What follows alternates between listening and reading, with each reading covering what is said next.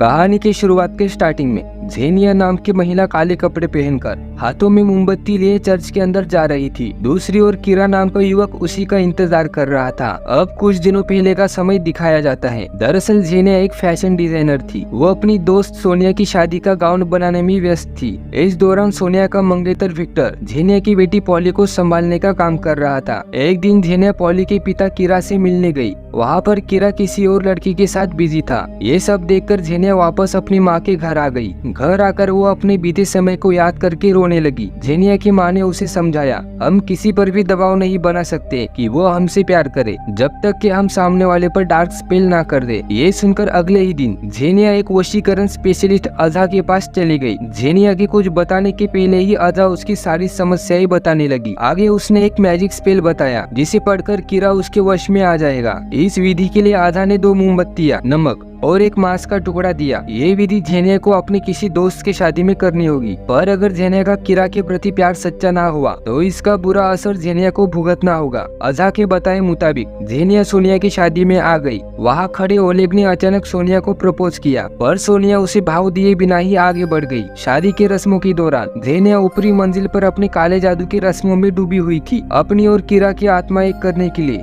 उसने दोनों मोमबत्तियों को आपस में ट्विस्ट करके जोड़ दिया। इसके बाद अजा द्वारा बताए मंत्रों का उच्चारण करके उसने एक कपड़े पर अपने खून की बूंदी गिराई। वो कपड़ा जलाने के बाद अब बारी थी कच्चा मांस का टुकड़ा खाने की। कच्चा मांस खाने की वजह से जेनिया के पेट में दर्द होने लगा। वहीं पर नीचे शादी के दौरान सोनिया की नाक से खून आने लगा। बिगड़ी हुई तबीयत को संभालते हुए जेनिया जैसे तैसे बाहर आई और एकदम से धड़ाम से नीचे गिर पड़ी। विक्टर ने तुरंत जेनिया को अस्पताल में एडमिट किया। विक्टर खुद उसी अस्पताल में डॉक्टर था। बाहर सोनिया और ओलेग बैठे थे। कुछ देर बाद जेनिया होश में आई। उसे आराम करने को कहकर विक्टर बाहर निकला। विक्टर को अस्पताल के स्टोर रूम में सोनिया और ओलेग अजीब हालत में दिखे। सोनिया विक्टर के पैरों में गिरकर माफी के लिए गिड़गिड़ाती रही, पर विक्टर कुछ बोले बिना ही वहाँ से चला गया। देर रात को किरा अस्पताल आया। अचानक से किरा के मन में जेनिया के प्रति विशेष लगाव उत्पन्न हो गया था। किरा जेनिया को उठाकर अपने वर्कशॉप ले गया। वहाँ उन्होंने आपस में संपर्क किया। अगले दिन सोनिया अपना वेडिंग ड्रेस वापस करने आई थी। जेनिया को देखते ही उसके मुंह से गालियों की बौछार होने लगी, क्योंकि जेनिया ने ही उसकी शादी खराब की थी। कुछ समय बाद जेनिया के पेट में असहनीय पीड़ा होने लगी। तभी वहाँ से किसी के रोने की आवाज आई। आवाज की दिशा में जाने पर उसे एक अजीब औरत नजर आई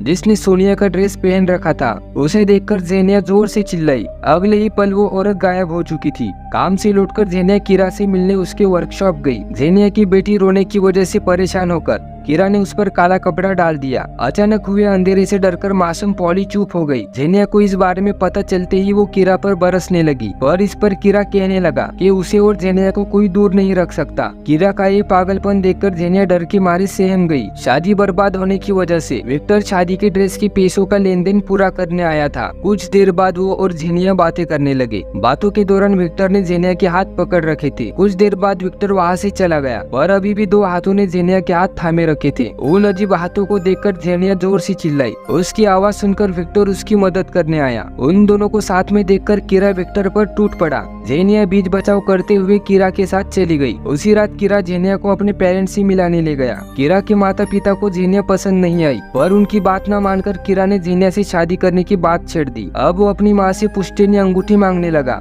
पर किरा की माँ को मंजूर नहीं था कि जेनिया उनकी बहू बने। माँ के अंगूठी देने से मना करने पर किरा ने माँ की उंगली ही काट दी। उस कटी हुई उंगली से अंगूठी निकालकर उसने जेनिया को पहना दी। इतना खतरनाक मंजर देखकर जेनिया वहाँ से बाहर निकल गई। वर्कशॉप में उसे पॉली एक टब में लेटी हुई दिखाई दी। किरा ने जेनिया से झूठ बोला था कि उसने पॉली को जेनिया की माँ के पास छोड़ा है। काले जादू की वजह से किरा जेनिया के लिए किसी साइको की तरह पागल हो चुका था। परेशान होकर जेनिया ने उसे काले जादू की सारी सच्चाई उगल दी। सच सुनते ही किरा ने जेनिया का सर जोर से पटक दिया, जिससे वो बेहोश होकर गिर गई। होश आने पर जेनिया ने खुद को एक टब में पाया। उसके पूरे शरीर पर मिट्टी का लेप लगा हुआ था। उसने तुरंत किरा के सर पर वार किया और अपनी बेटी पॉली को लेकर मदद के लिए गाड़ी रोकने लगी। खुशकिस्मती से एक औरत ने गाड़ी रोककर उसे लिफ्ट दे दी। गुस्से से भरा सरफिरा किरा बाइक से उनका पीछा करने लगा। किरा उनके पीछे पड़ा है। ये देखकर औरत गाड़ी पूरी तेजी से भगाने लगी। किरा हर तरह से कार को रोकने की कोशिश करने लगा। औरत ने अचानक आए डिवाइडर से गाड़ी मोड़ दी। अब वो किरा से बच गए थे। किरा से बचने के लिए जेनिया विक्टर के घर चली गई। सुबह होते ही विक्टर अस्पताल चला गया। अस्पताल में सोनिया फिर से विक्टर से माफी मांगने लगी, पर विक्टर उसे नजरअंदाज करते हुए लिफ्ट में चला गया। लिफ्ट में किसी मरीज की लाश पड़ी थी। चेक करने पर वो दंग रह गया। दरअसल कल रात को डिवाइडर से टकराकर किरा मारा गया था। विक्टर के घर जेनिया को किसी की आहट सुनाई दी। दरवाजा खोलने पर उसे किरा नजर आया, जो पॉली को अपने हाथों में पकड़े खड़ा था।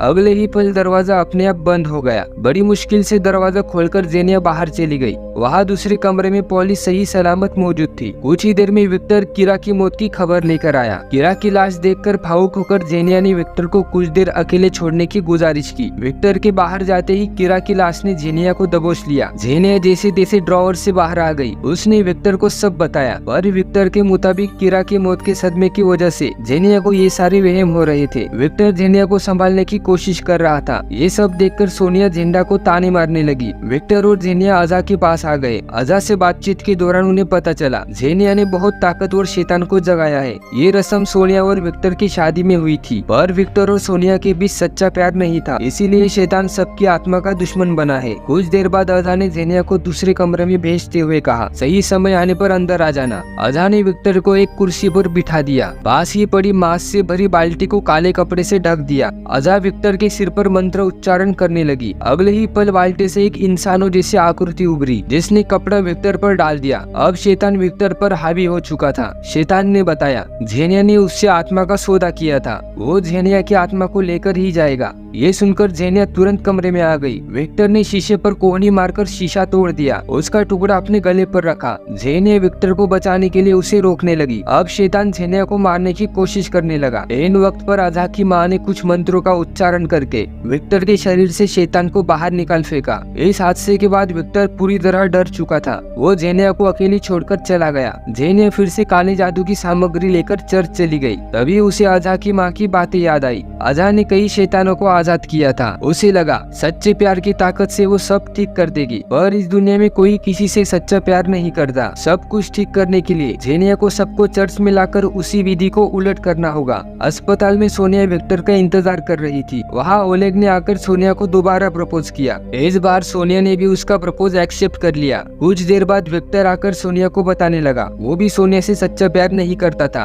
पर अब उन्हें जेनिया की मदद करनी होगी, क्योंकि उनका प्यार सच्चा न होने के कारण ही जेनिया पर मुसीबत आई थी। पर सोनिया किसी भी हालत में जेनिया की मदद नहीं करना चाहती थी। वो गुस्से में बाहर चली गई। बाहर उसे ओलेग नजर आया। उसने ओलेग को हाथ लगाया, पर ओलेग तो सामने के दरवाजे से उसे ही देख रहा था। दरअसल ये किरा की आत्मा थी। उसने सोनिया पर हमला कर दिया। इस हमले के बाद सोनिया चर्च आने के लिए राजी हो गई। चर्च में जेनिया अपनी विधि के लिए तैयार थी। उसे प्रीस्ट का काला कोट नजर आया। वो कोट को हाथ लगा ही रही थी, तभी शैतान उस पर हावी हो गया। जेनिया बुरी तरह तड़पने लगी। खुशकिस्मती से वहाँ अजा की माँ आ गई। उसने तुरंत मंत्रों का उच्चारण करना शुरू कर दिया। ऐसा करते ही शैतान जेनिया के शरीर से बाहर निकल गया। अब तक विक्टर, सोनिया और ओलेग भी वहाँ पर आ चुके थे। जेनिया अपनी और किरा की आत्मा अलग करने के लिए मोमबत्तियां अलग करने लगी। इस दौरान उसे बहुत ज्यादा दर्द होने लगा। अगले ही पल वो हवा में उठ गई। शैतानी ताकत ने उसे धड़ाम से नीचे पटक दिया। दूसरी ओर जेनिया की माँ पॉली को ढूंढ रही थी। चर्च में सोनिया के अंदर एक शैतान घुस गया। उसने विक्टर की गर्दन पकड़ ली। अजा की माँ फिर से मंत्र पढ़ने लगी, और उस शैतान ने अजा की माँ को ही जख्मी कर दिया। इस दौरान ओलेग ने सोनिया को विक्टर से अलग किया। अजा की माँ अपने शरीर में धसी लकड़ी को निकालकर फिर से मंत्र पढ़ने लगी। सोनिया से शैतान बाहर निकल चुका था, और अब अगले ही पल सोनिया से जेनिया की माँ की आवाज आने लगी, जो पॉली को ढूंढते हुए उसे ही आवाज लगा रही थी। मतलब अब किरा की आत्मा जेनिया की माँ के घर पहुँच चुकी थी। जेनिया और विक्टर तुरंत पॉली को ढूंढने चले गए। जेनिया को किरा का मास्क दिखा। वहीं पर वर्कशॉप में जेनिया की माँ कुर्सी से बंधी हुई थी। उसके पैरों में बड़े ही निर्दयता से कीलें ठोकी गई थी। पॉली को ढूंढते वक्त जेनिया को एक साया नजर आया। वही एक टेबल के नीचे जेनिया की माँ पॉली को लेकर छुपी हुई थी। मतलब विक्टर के पास कुर्सी से बंधा हुआ कोई शैतान था। अगले ही पल वो शैतान एक मूर्ति में बदल गया। उसने विक्टर पर हमला करना शुरू कर दिया। विक्टर के हमले से शैतान को कोई फर्क नहीं पड़ा। शैतान विक्टर को मारता। इससे पहले ही जेनिया ने उसे रोक लिया और अपनी आत्मा देने के लिए तैयार हो गई। वो मिट्टी से भरे टब में लेट गई। इस दौरान उसे बड़ी पॉली से खेलते हुए वो और विक्टर नजर आए। कहानी के अंत में जेनिया काले कपड़े पहनकर चर्च में जा रही थी। वहीं पर किरा उसका इंतजार कर रहा था। और ये कहानी यहीं पर खत्म हो गई। अपने भाई को सपोर्ट करने के लिए वीडियो को लाइक करके चैनल को सब्सक्राइब जरूर करना। धन्यवाद।